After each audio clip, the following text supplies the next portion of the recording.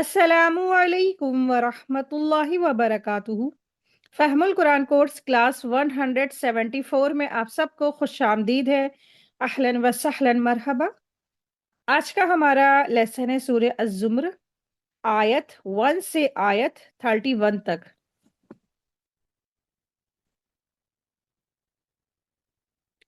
اللہ تعالیٰ نے ارشاد فرمایا قرآن کریم میں، قال اللہ تعالی الذین آتیناہم الکتاب یتلونہ حق تلاوتہ اولئک یؤمنون بہ۔ سورہ بقرہ کی آیت نمبر 121 میں اللہ سبحانہ تعالیٰ ارشاد فرماتے ہیں کہ جن لوگوں کو ہم نے کتاب عنایت کی ہے وہ اسے ایسے پڑھتے ہیں جیسے اسے پڑھنے کا حق ہے، یہی لوگ اس پر ایمان رکھنے والے ہیں۔ سبحان اللہ۔ تو اللہ سبحانہ تعالیٰ نے اس کے بارے میں ارشاد فرمایا ہے کہ دراصل قرآن مجید کو پڑھنا ہی کیا ہے، ایمان کی علامت ہے۔ تو حق کا تلاوت ہی میں یہ سب چیزیں آتی ہیں کہ اس کو ترجمے سے پڑھا جائے، اس کو تلاوت کیا جائے، قرآن مجید کو تجوید سے سیکھا جائے، اس کو پڑھا جائے، یہ ساری چیزیں اس میں شامل ہے۔ اس پر پڑھا جائے، پھر اس پر عمل کیا جائے، پھر اس کو دوسروں تک پہنچایا جائے۔ حق کا تلاوت ہی میں سب کچھ آتے ہیں۔ تو الحمدللہ ہم سب کتنے بہترین کام سے جڑے ہیں، الحمدللہ۔ تو اللہ تبارک تعالیٰ سے دعا ہے کہ اللہ سبحانہ تعالیٰ ہم سب کو اس قرآن کریم کے رستے پہ استقامت دے۔ رب ارحمہما کما ربیانی صغیرا، آمین یا رب العالمین۔ نحمدہ و نصلی علی رسولہ الکریم، اما بعد فاعوذ باللہ من الشیطان الرجیم، بسم اللہ الرحمن الرحیم۔ رب اشرح لی صدری ویسر لی امری واحلل عقدۃ من لسانی یفقہوا قولی، ربی زدنا علما، ربی یسر ولا تعسر وتمم بالخیر وبک نستعین، آمین یا رب العالمین۔ بسم اللہ الرحمن الرحیم۔ تنزیل الکتاب من اللہ العزیز الحکیم۔ اس کتاب کا اتارنا اللہ تعالی غالب با حکمت کی طرف سے ہے۔ تو سورہ زمر ہے۔ سورہ زمر دراصل یہ مکی صورت ہے، اور اس سورے کی آیت نمبر 71 72 میں اللہ سبحانہ تعالیٰ نے اس لفظ کا استعمال کیا ہے۔ سورہ زمر لفظ آیا ہے، اور اسی مناسبت سے اس سورے کا نام بھی سورہ زمر ہے۔ اس سورے میں یہ مضمون آیا ہے کہ اللہ کی زمین کشادہ ہے، ارض الواسعہ۔ تو مفسرین کے بیان اور خود اس آیت کے مضمون سے اندازہ ہوتا ہے کہ یہ آیت ہجرت حبشہ کے وقت نازل ہوئی تھی۔ حبشہ کی طرف پہلی ہجرت بعث نبی کے 5ویں سال میں ہوئی۔ اس سے اندازہ کیا جا سکتا ہے کہ اس دور میں آپ صلی اللہ علیہ وسلم پر یہ سورہ نازل ہوئی تھی۔ اللہ تعالیٰ نے اس سورے میں اللہ کے وجود اور وحدانیت کی دلیل اور قرآن کی صداقت پر کائنات میں پھیلی ہوئی مختلف نشانیوں کی روشنی میں گفتگو فرمائی ہے۔ اسی ضمن نے انسانی کی جو تخلیق کے مراحلوں کو بھی اللہ سبحانہ تعالیٰ نے تذکرہ فرمایا ہے۔ یہ بھی فرمایا کہ جن کا مقصد دنیا ہے ان کا آخرت میں کوئی حصہ نہیں ہے، اور جن کا مقصد آخرت ہے ان کو آخرت میں تو کامیابی حاصل ہوگی اور کچھ حصہ ان کو دنیا میں بھی مل جائے گا۔ تو قیامت کے ہولناکیوں کا منظر اس سورے میں پیش کیا گیا ہے، اور اس میں آیت نمبر 1 سے 4 تک کی تمہید ہے، یعنی اللہ ہی ہمارا صرف معبود ہے اور وہی ہمارا مالک ہے۔ پھر آیت 5 سے 20 تک دلائل اثبات توحید، یعنی پروف سے ثابت کیا گیا ہے کہ اللہ صرف ایک ہے، اور دلائل شرک کا رد ہے۔ دلائل پیش کیے گئے ہیں اور شرک کو رد کیا گیا ہے۔ آیت نمبر 21 سے 41 تک مومنین دعوت توحید اور منکرین کا جو تقابل ہے اس کو پیش کیا گیا ہے۔ اللہ سبحانہ تعالیٰ ارشاد فرما رہے ہیں کہ اللہ تبارک تعالیٰ فرما رہے ہیں اس کتاب کا اتارنا اللہ اور غالب با حکمت کی طرف سے ہے۔ کیونکہ نا آپ دیکھیں کہ مشرکین مکہ نے آپ صلی اللہ علیہ وسلم کو جھٹلا دیا تھا، اور وہ یہ کہتے تھے کہ یہ قرآن کریم نعوذ باللہ رسول اللہ صلی اللہ علیہ وسلم نے خود سے گڑھ لیا ہے، یہ کوئی ان کو سکھا پڑھا جاتا ہے۔ تو اللہ سبحانہ تعالیٰ ارشاد فرما رہے ہیں کہ اس قرآن کریم کا جو اتارا جانا ہے وہ تو دراصل کس کی طرف سے ہے؟ اللہ رب العالمین کی طرف سے ہے۔ کوئی انسان اس کا لکھنے والا نہیں ہے، کوئی فرشتہ اس کا لکھنے والا نہیں، کوئی جنات اس کا لکھنے والا نہیں۔ دراصل یہ کتاب کس کی طرف سے نازل کی گئی ہے؟ یہ اللہ رب العالمین کی طرف سے نازل کی گئی ہے۔ آیت دیکھیے، آیت نمبر 2 ہے، یقیناً ہم نے اس کتاب کو آپ کی طرف حق کے ساتھ نازل فرمایا ہے، بس آپ اللہ ہی کی عبادت کریں اور اس کے لیے دین کو خالص کرتے ہوئے۔ اللہ سبحانہ تعالیٰ نے ارشاد فرمایا ہے کہ اللہ سبحانہ تعالیٰ فرما رہے ہیں کہ یقیناً یہ جو کتاب ہے اس کتاب کو آپ کی طرف جو نازل کیا گیا ہے وہ حق کے ساتھ نازل کیا گیا ہے۔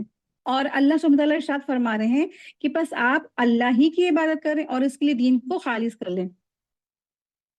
اس سورہ زمر کی ایک خاص فضیلت یہ بھی ہے کہ اللہ کے رسول صلی اللہ علیہ وسلم ہر رات اس کو یعنی سورہ بنی اسرائیل اور اس سورہ کو یعنی سورہ زمر کی تلاوت فرماتے تھے، یہ اس کی فضیلت میں سے ہے۔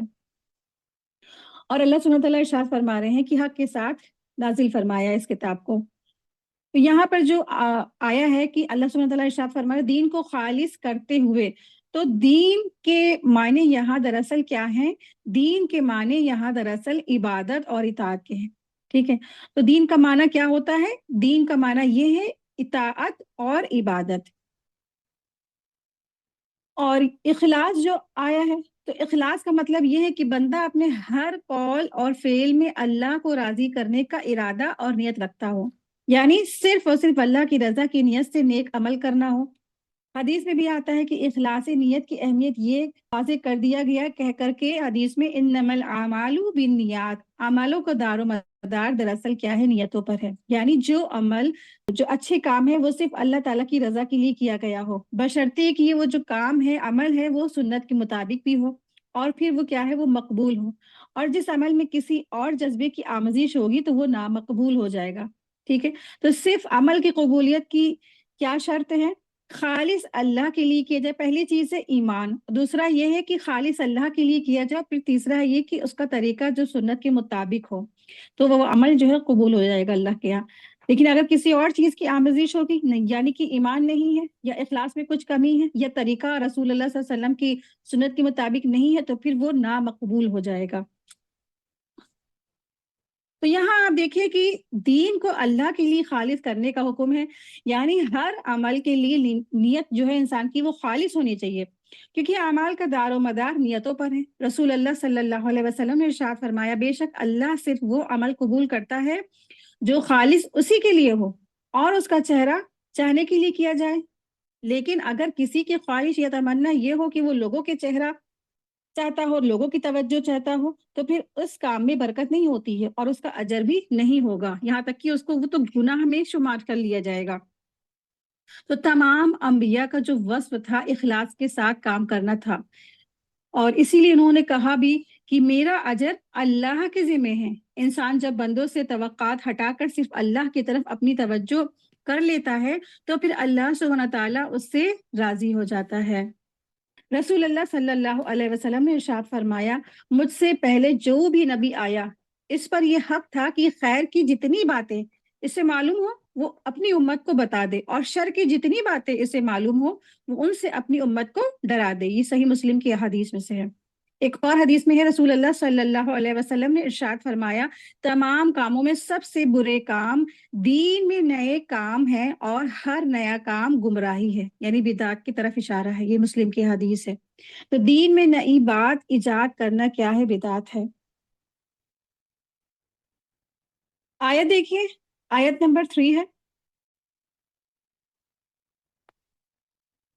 خبردار اللہ تعالیٰ ہی کے لیے خالص عبادت کرنا ہے، اور جن لوگوں نے اس کے سوا اولیاء بنا کر رکھے ہیں اور کہتے ہیں کہ ہم ان کی عبادت صرف اس لیے کرتے ہیں کہ یہ جو ہے بزرگ ہیں اور اللہ کے نزدیکی کے مرتبے تک ہماری رسائی کریں گے، تو یہ لوگ جس بارے میں اختلاف کر رہے ہیں اس کا سچا فیصلہ اللہ خود کرے گا، اور جھوٹے ناشکرے لوگوں کو اللہ تعالیٰ راہ نہیں دکھاتا ہے۔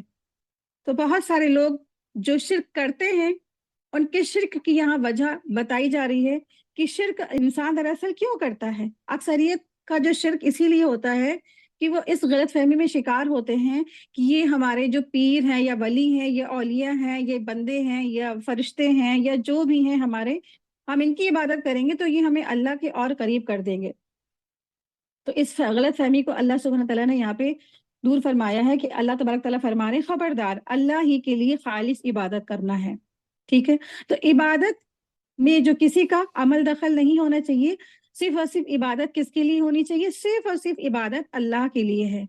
تو عبادت ہماری قولی ہے، فعلی ہے، عملی ہے، ساری کی ساری ہماری جو عبادت ہے صرف اور صرف اللہ رب العالمین کے لیے ہے، اور عبادت اور اطاعت صرف اور صرف اللہ وحدہ لا شریک کے لیے ہے، اور نہ اس کی عبادت میں کسی کو شریک کرنا بھی जायज़ है, यानी कि अल्लाह ताला के साथ किसी और की इबादत करना दरअसल नाजायज़ है, और ना ही अल्लाह की इताअत के अलावा किसी और की इताअत करना जायज़ है। तो जिसने भी किसी ने अल्लाह ताला की इताअत के अलावा किसी और की इताअत की, किसी और बुजुर्ग हस्ती की, पीर वली औलिया की इताअत की, तो दरअसल क्या है, वो शिर्क में मुब्तला है। तो दीन को यहाँ पर अल्लाह सुब्हानहू तआला ने फरमाया ना, खबरदार अल्लाह ताला ही के लिए खालिस इबादत करना है। अला लिल्लाहि दीनुल खालिस, तो दीन को अल्लाह के लिए खालिस करने का मतलब ये है कि इंसान अल्लाह की इबादत और बंदगी के साथ किसी दूसरे की बंदगी और इबादत शामिल ना करे, बल्कि सिर्फ और सिर्फ अल्लाह की परस्तिश करे, और सिर्फ अल्लाह की हिदायत की इत्तिबा करे, और सिर्फ अल्लाह की अहकामात की इत्तिबा करे, उसी पर अमल करे। तो अल्लाह सुब्हानहू तआला ने फरमाया कि इताअत तो सिर्फ और सिर्फ अल्लाह की करनी चाहिए, और फिर अलबत्ता रसूल अल्लाह सल्लल्लाहु अलैहि वसल्लम की भी जो है इताअत करे, क्योंकि अल्लाह सुब्हानहू तआला ने उनकी इताअत करने को खुद फरमाया है। इसलिए ना रसूल अल्लाह सल्लल्लाहु अलैहि वसल्लम की इताअत ही अल्लाह की इताअत है, ना कि किसी गैरुल्लाह की। ठीक है, तो अल्लाह की इताअत करनी है, फिर रसूल अल्लाह सल्लल्लाहु अलैहि वसल्लम की इताअत करनी है। अल्लाह सुब्हानहू तआला ने इरशाद फरमाया ना कि इताअत करो अल्लाह की और इताअत करो रसूल अल्लाह सल्लल्लाहु अलैहि वसल्लम की। आयत देखिए, आयत नंबर है 4।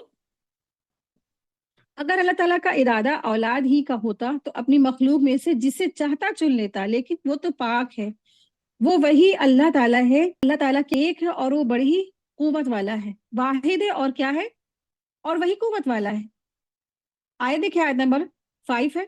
निहायत अच्छी तदबीर से उसने आसमान और जमीन को बनाया है, और वो रात को दिन पर और दिन को रात पर लपेट देता है। उसने सूरज चांद को काम पर लगा रखा है, हर एक मुकर्ररा मुद्दत तक चल रहे हैं। यकीन मानो कि वही जबरदस्त और गुनाहों का बख्शने वाला है। यहाँ पर जो लफ्ज आया है खलक़स समावाति वल अर्द बिल हक़, कि अल्लाह तबारक तआला इरशाद फरमा रहे हैं कि अल्लाह ताला ने जमीन और आसमान को पैदा किया है साथ हक के। ठीक है, और फिर अल्लाह ने जो लफ्ज यहाँ पे इस्तेमाल फरमाया युकव्विरुल लैला अलन नहार, तो यहाँ पर जो युकव्विरा है वो तकवीर से है। तकवीर के मायने हैं एक चीज को दूसरी चीज पर लपेट देना। रात को दिन पर लपेट देने का मतलब है रात का दिन को ढांपना, यहाँ तक कि उसकी रोशनी खत्म हो जाए। और दिन को रात पर लपेट देने का मतलब है दिन का रात को ढांपना, हत्ता कि उसकी तारीकी यानी कि अंधेरा खत्म हो जाए, ये मतलब है इसका। आयत देखिए, आयत नंबर 6 है। उसने तुम सबको एक ही जान से पैदा किया, यानी आदम अलैहिस्सलाम से, फिर उसी से उसका जोड़ा पैदा किया, यानी कि हव्वा अलैहिस्सलाम, और तुम्हारे लिए चौपायों में से 8 नर और मादा उतारे हैं। यानी ये वही 4 किस्म के जानवर हैं जिनका हम लोग पीछे इसके बारे में पढ़ चुके हैं। भेड़, बकरी, ऊंट, गाय, जो नर और मादा मिल करके 8 हो जाते हैं। और वो तुम्हें तुम्हारी माओ के पेटों में एक बनावट के बाद दूसरी बनावट पर बनाता है, 3-3 अंधेरों में। यही अल्लाह ताला तुम्हारा रब है, उसी के लिए बादशाहत है, उसके सिवा कोई माबूद नहीं, फिर तुम कहाँ से बहक रहे हो। सवाली अंदाज है। अल्लाह सुब्हानहू तआला इरशाद फरमा रहे हैं कि वही तो अल्लाह ताला है जो तुम्हें तीन माँ के जो है माँ के पेट में 3-3 जो कोठरियां हैं उसमें भी अल्लाह ताला तुम्हारी परवरिश करता है। वो तुम्हें तुम्हारी माँ के पेटों में एक बनावट के बाद दूसरी बनावट में बनाता है, यानी कि एक जो छोटा सा एक बारीक सा जो आंखों से दिखता भी नहीं है लोगों को स्पर्म, फिर उससे फिर मुद्गा, अलका, और फिर क्या है एक खून का लोथड़ा, और फिर छोटा सा बिल्कुल बच्चा, और फिर इसमें दिन पर दिन क्या होता है मुख्तलिफ मरहलों से वो गुजरता जाता है, मुख्तलिफ स्टेजेस से वो बच्चा गुजरता है, और फिर 9 महीने तक उसकी परवरिश होती रहती है माँ के पेट में। तब फिर अल्लाह तबारक तआला उसको पैदा फरमाते हैं। यानी रहम मादर में मुख्तलिफ अतवार से अल्लाह तबारक तआला उस बच्चे को गुजारते हैं। पहले नुतफा, फिर अलका, फिर मुदगा, फिर हड्डियों का ढांचा बनता है जिसके ऊपर गोश्त का लिबास चढ़ता है। इन तमाम मराहल से गुजरने के बाद इंसान का जो तख्लीक है वो तैयार हो जाती है। एक माँ की पेट का जो अंधेरा, आप देखिए कि जो यहाँ पर अल्लाह सुब्हानहू तआला ने इरशाद फरमाया है ना कि 3-3 अंधेरे, तो 3-3 अंधेरे से इससे क्या मुराद है। दरअसल 3 जो अंधेरे हैं, जो 3 अंधेरे इससे मुराद, पहली चीज तो देखिए माँ का जो पेट है वो, फिर दूसरा है रहमे मादर यानी कि जो बच्चेदानी होती है वो, और फिर तीसरी चीज है वो झिल्ली जिसके अंदर बच्चा लिपटा हुआ होता है। ये 3 अंधेरों के अंदर होता है। तो आप देखिए कि ये آیت دراصل کیا ہے، یہ آیت ایک بہت زبردست آیت ہے. آپ دیکھیں کہ رسول اللہ صلی اللہ علیہ وسلم کو یہ آیت کیسے پتہ نا، کتنی مطلب عورت کا اندر کی یہ باتیں تو صرف اور صرف اللہ سبحانہ تعالیٰ ہی وحی کے ذریعے سے آپ صلی اللہ علیہ وسلم کو پہنچاتے ہیں نا، ایسے پتہ چلا. ورنہ کسی کو کیا معلوم کہ عورت کے جو پیٹ ہے اور پھر اس کے اندر ایسے 3 جھلی ہیں، 4 جھلی ہیں، 5 جھلی، بالکل کنفرمیشن کے ساتھ یہ بتا دیا کہ 3 اندھیری جو کوٹریاں ہوتی ہیں اس کے اندر اللہ سبحانہ تعالیٰ ایسے بچے کی پرورش فرماتے ہیں. یعنی ماؤں کے پیٹوں میں اور اتنے اندھیرے کے اندر انسان کی مختلف مرحلوں میں پیدائش، اور پھر ہر ضرورت اللہ تبارک تعالیٰ وہاں پوری فرماتے ہیں، رزق مہیا فرماتے ہیں، زندگی دیتے ہیں، آکسیجن ملتی ہے، اور ہر صدمے ہر چوٹ سے محفوظ رکھتے ہیں اللہ سبحانہ تعالیٰ، اور پھر ساتھ خیریت کے دنیا میں لے بھی آتے ہیں. تو یہ تو کام دراصل جو ہے تو اللہ سبحانہ تعالیٰ کی کاریگری ہے. اور پھر اللہ سبحانہ تعالیٰ کے ساتھ لوگ جو شرک کرتے ہیں تو پھر اللہ سبحانہ تعالیٰ ارشاد فرما رہے ہیں کہ تم کہاں سے بہکے جاتے ہو، کہ تمہارے ماں کے پیٹوں میں اللہ نے تمہاری پرورش کی، تمہیں وہاں سے رزق دیا جہاں سے تمہیں غمان بھی نہیں ہو سکتا، اللہ نے تمہیں وہاں سے رزق عطا فرمایا. تو پھر دنیا میں آنے کے بعد تم چھوٹی موٹی رزق یا ان تمام چیزوں کی جو تمہیں ضرورت ہوتی ہے، تمہیں حاجت ہوتی ہے، تو تم دوسرے ولی اولیاء بزرگان دین کے پاس بہک جاتے ہو. تو تم کہاں سے بہک کے جاتے ہو، تم کیوں بہک رہے ہو؟ ایک سوالیہ انداز ہے. اللہ سبحانہ تعالیٰ ارشاد فرما رہے ہیں، آیت دیکھیں، آیت نمبر 7. اگر تم ناشکری کرو تو یاد رکھو کہ اللہ تعالیٰ تم سب سے بے نیاز ہے اور وہ اپنے بندوں کی ناشکری سے خوش نہیں ہے، اور اگر تم شکر کرو تو وہ اسے تمہارے لیے پسند کرے گا، اور کوئی کسی کا بوجھ نہیں اٹھاتا. پھر تم سب کا لوٹنا تمہارے رب ہی کی طرف ہے، تمہیں وہ بتلا دے گا جو تم کرتے تھے، یقیناً وہ دلوں تک کی باتوں سے واقف ہے. آیت دیکھیں، آیت نمبر 8 ہے. اور انسان کو جب بھی کوئی تکلیف پہنچتی ہے تو وہ خوب رجوع ہو کر اپنے رب کو پکارتا ہے. پھر جب اللہ تعالیٰ اسے اپنے پاس سے نعمت عطا فرما دیتا تو وہ اس سے جو پہلے دعا کرتا تھا اسے بالکل بھول جاتا ہے، یعنی کہ وہ اپنے رب کو بھول جاتا ہے. انسان کے اوپر جب خوشیوں کے دن آتے ہیں تو اپنے رب کو بھلا دیتا ہے اور اللہ تعالیٰ کے لیے شریک مقرر کرنے لگتا ہے، جس سے وہ اوروں کے بھی اس کی راہ سے بہکا دیتا ہے. آپ کہہ دیجئے کہ اپنے کفر کا فائدہ کچھ دن اٹھا لو اور آخر تو دوزخیوں میں ہونے والا ہے تو اللہ سبحانہ تعالیٰ ارشاد فرما رہے ہیں یہاں پہ ایک ایسے شخص کے بارے میں ہے جو وہ کیا ہے، وہ ناشکرہ شخص ہے. اس کی صفات ہے کہ وہ پہلے تو اس کو جب اللہ تبارک تعالیٰ چیزیں عطا فرماتے ہیں بلک بلک کے اللہ سے دعائیں کرتا ہے، جب اللہ تعالیٰ اسے عطا فرما دیتے ہیں، خوشحالی آ جاتی، عیش عشرت آرام آ جاتا ہے، تو پھر وہ اللہ کو بھول جاتا ہے. یہاں تک بھولتا ہی نہیں بلکہ کیا کرتا ہے، اللہ کے ساتھ اوروں کو شریک کر دیتا ہے، اور پھر وہ دوسرے لوگوں کو بھی اس راہ سے یعنی کہ توحید کی راہ سے بہکاتا ہے. تو پھر جس نے کفر کیا تو پھر کیا ہے، ان کا انجام پھر کیا ہے، دوزخ ہے. آیت دیکھیں، آیت نمبر 9 ہے.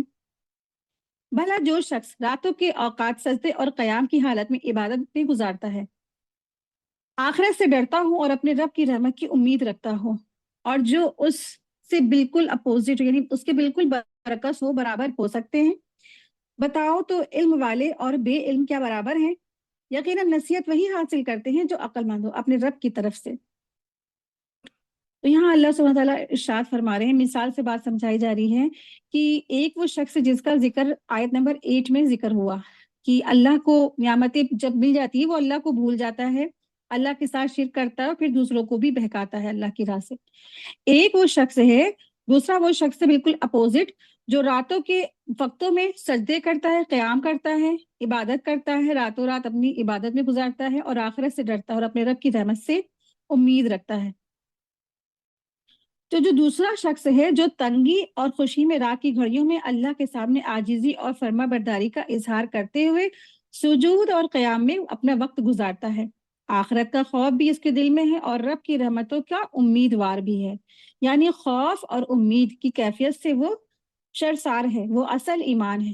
کیا یہ دونوں برابر ہو سکتے؟ یعنی کہ جو ایک کفر کرنے والا ناشکرہ اور ایک ایمان والا بندہ مومن جو راتوں میں اپنی عبادت گزارتا ہے، اللہ تعالیٰ کی یاد میں اپنے وقت گزارتا ہے، تو یقیناً نہیں، یہ دونوں کبھی برابر نہیں ہو سکتے ہیں. حدیث میں آتا ہے رسول اللہ صلی اللہ علیہ وسلم نے ارشاد فرمایا کہ ایک شخص کے پاس جب آپ صلی اللہ علیہ وسلم گئے تو جبکہ اس پر سکرات الموت کی کیفیت طاری تھی، تو آپ صلی اللہ علیہ وسلم نے اس سے پوچھا تو اپنی آپ کو کیسے پاتا ہے؟ تو اس شخص نے کہا میں اللہ سے امید رکھتا ہوں اور اپنے گناہوں کی وجہ سے ڈرتا بھی ہوں۔ رسول اللہ صلی اللہ علیہ وسلم نے ارشاد فرمایا اس موقع پر جس بندے کے دل میں یہ دونوں باتیں جمع ہو جائیں تو اللہ تعالیٰ اسے وہ چیز عطا فرما دیتے ہیں جس کی وہ امید رکھتا ہے، اور اس سے وہ بچا لیتا ہے جس سے وہ ڈرتا ہے۔ تو ایمان ہی یہی ہے کیا کہ انسان اللہ سے بہت ڈرنے والا ہو اور اللہ تعالیٰ کی رحمت سے بہت امید رکھنے والا ہو۔ یہ ترمذی کی حدیث تھی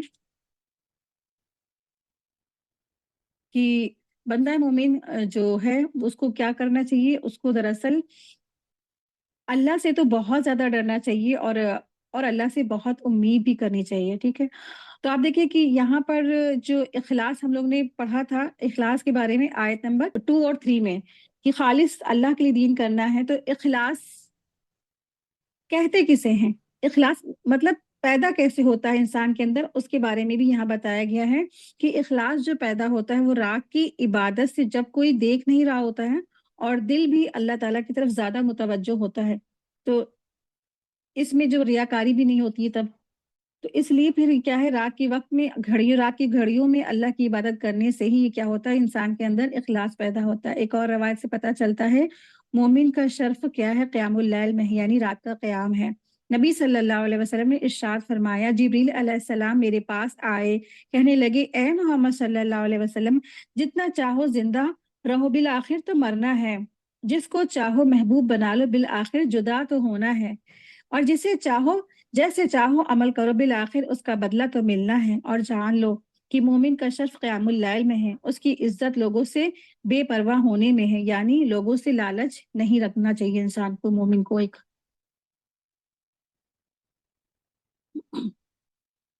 تو اخلاص بھی ایک بندہ مومن کے اندر تبھی پیدا ہوتا ہے جب وہ راتوں کی گھڑیوں میں اللہ کے آگے رجوع کرے اور اللہ سے ڈر اور خوف کے ساتھ اللہ سے اور امید کے ساتھ اللہ تعالیٰ کی طرف متوجہ رہے۔ آیت دیکھیے، آیت نمبر ہے 10، میرا پیغام پہنچا دو کہ اے میرے ایمان والے بندو اپنے رب سے ڈرتے رہا کرو، جو اس دنیا میں نیکیاں کرتے ہیں ان کے لیے نیک بدلہ ہے اور اللہ تعالیٰ کی زمین بہت کشادہ ہے، صبر کرنے والوں ہی کو ان کا پورا پورا بے شمار اجر دیا جاتا ہے۔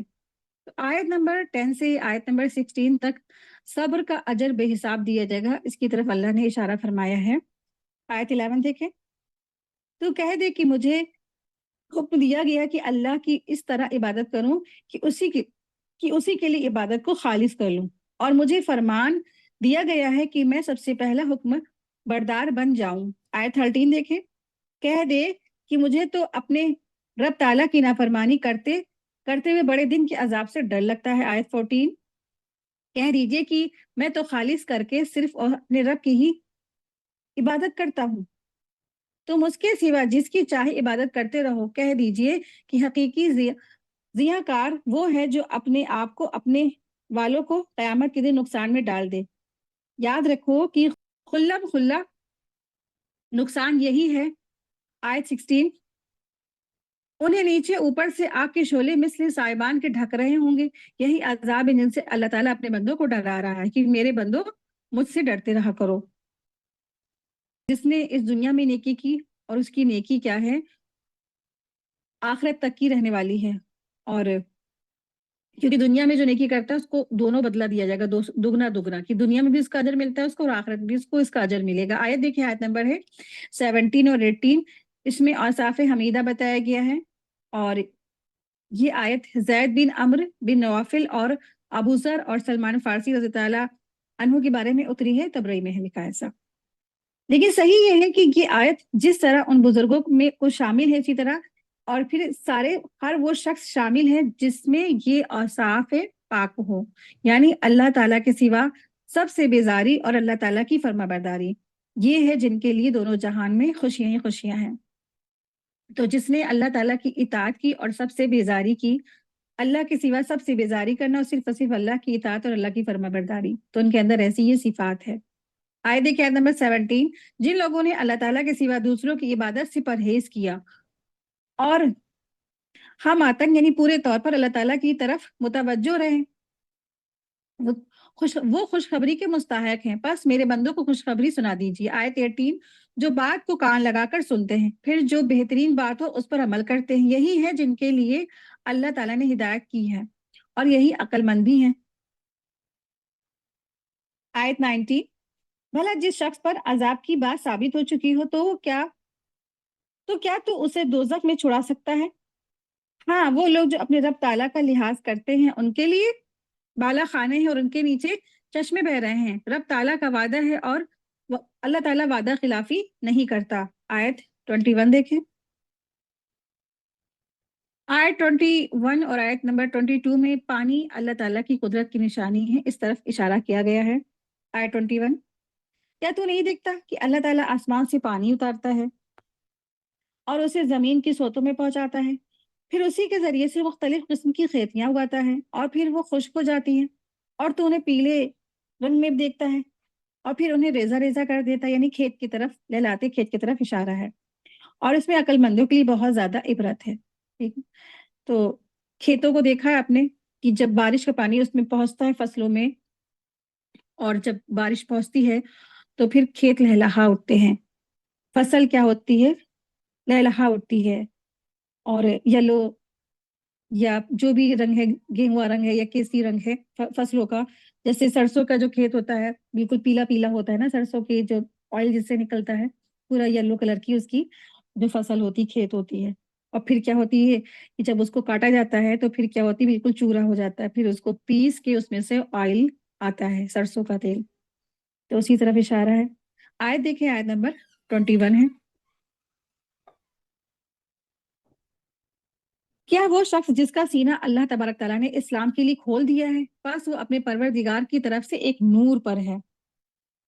और हालांकि उन उन पर जिनके दिल याद इलाही से असर नहीं लेते बल्कि सख्त हो गए हैं, तो यही लोग सरी गुमराही में मुब्तला है।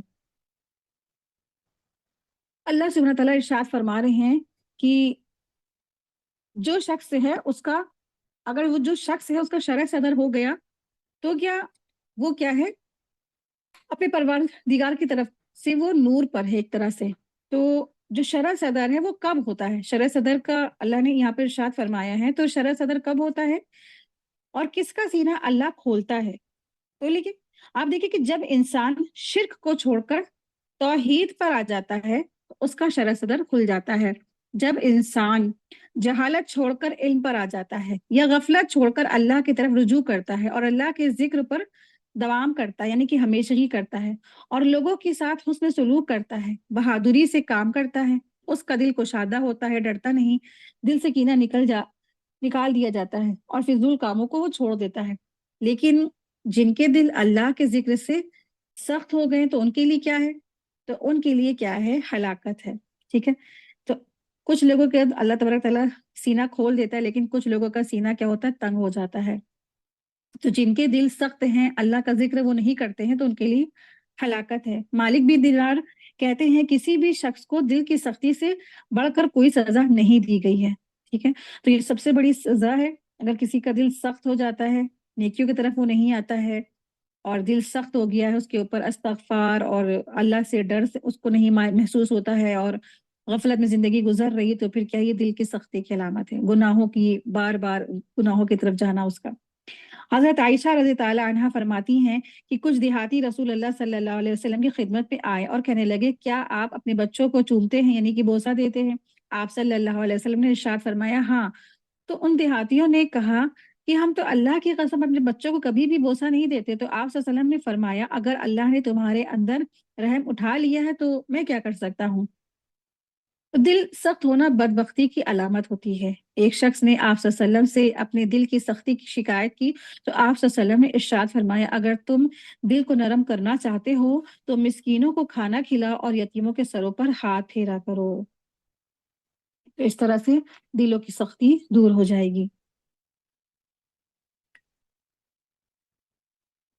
आयत देखिए, आयत नंबर है 23। आयत नंबर 23 में जो मोमिनों के दिल कांप जाते हैं अल्लाह के जिक्र से, अल्लाह ताला ने बेहतरीन कलाम नाजिल फरमाया है, जो ऐसी किताब है कि आपस में मिलती जुलती और बार बार दोहराई जाती है, दोहराई हुई आयतों की है, جس سے ان لوگوں کے جسم کانپ اٹھتے ہیں جو اپنے رب تعالیٰ سے ڈرتے ہیں، آخر میں ان کے جسم اور دل اللہ تعالیٰ کے ذکر کی طرف جھک جاتے ہیں۔ یہ ہے اللہ تعالیٰ کی ہدایت، جسے چاہے یہ سمجھا دیتا ہے اور جسے چاہے اللہ تعالیٰ ہی راہ بھلا دے، اس کا ہادی کوئی نہیں ہے۔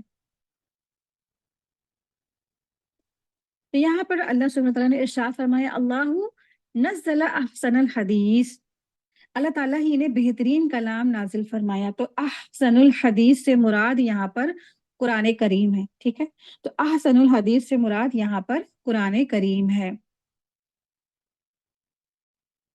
حضرت قتادہ رضی اللہ عنہ فرماتے ہیں کہ اس میں اولیاء اللہ کی صفات بیان کی گئی ہے کہ اللہ کے خوف سے ان کے دل کانپ اٹھتے ہیں، ان کی آنکھوں سے آنسو روا ہو جاتے ہیں، اور ان کے دلوں کو اللہ کے ذکر سے اطمینان نصیب ہوتا ہے۔ یہ نہیں ہوتا کہ وہ مدہوش ہوں اور اپنے حواس کھو چکے ہوں اور عقل کیا ہے بے ہوش ہو جائے اور وہ غفلت میں زندگی گزار رہے ہوں، کیونکہ نا یہ تو دراصل بدعتیوں کی صفات ہے اور اس میں شیطان کا بھی دخل ہو جاتا ہے۔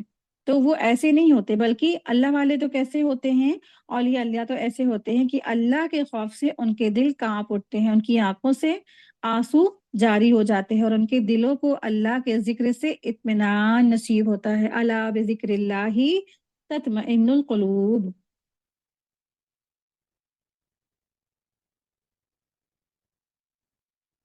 آیت دیکھیں، آیت نمبر 24۔ بھلا جو شخص قیامت کے دن بدترین عذابوں کی سپر ڈھال اپنے منہ کو بنائے گا، ایسے ظالموں سے کہا جائے گا کہ اپنے کیوں کا وبال چکھو۔ آیت 25۔ دراصل آیت نمبر 24 سے آیت نمبر 31 تک انکار کرنے والوں کے لیے سخت عذاب کا بارے میں اللہ سبحانہ وتعالیٰ نے ارشاد فرمایا ہے کہ جنہوں نے انکار کیا ان کی سزا آخرت میں ان کو کیا ملنے والی ہے۔ آیت نمبر 25 دیکھیں، ان سے پہلے والوں نے بھی جھٹلایا، پھر ان پر ان کی بے خبری کی حالت میں ہی عذاب آ پڑا۔ آیت 26۔ اور اللہ تعالیٰ نے انہیں زندگانی دنیا کی رسوائی کا مزہ چکھایا، اور ابھی آخرت کا تو بڑا بھاری عذاب ہے، کاش کہ یہ لوگ سمجھ لیں۔ آیت 27۔ یقیناً ہم نے اس قرآن میں لوگوں کے لیے ہر قسم کی مثالیں بیان کر دی ہیں، کیا عجب ہے کہ وہ نصیحت حاصل کر لیں۔ آیت 28۔ قرآن عربی بے عیب ہے، ہو سکتا ہے، اور وہ پرہیزگاری اختیار کر لے۔ آیت 29۔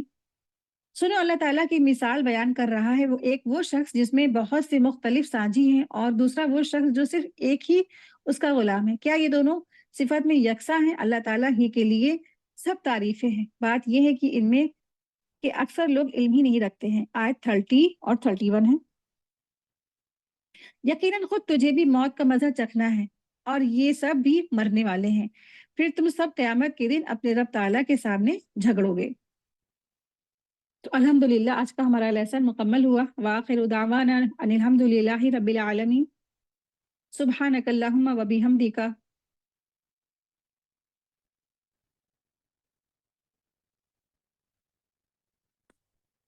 اشہد ان لا الہ الا انت، استغفرک و اتوب الیک۔ السلام علیکم ورحمۃ اللہ وبرکاتہ۔ جزاکم اللہ خیرا کثیرا۔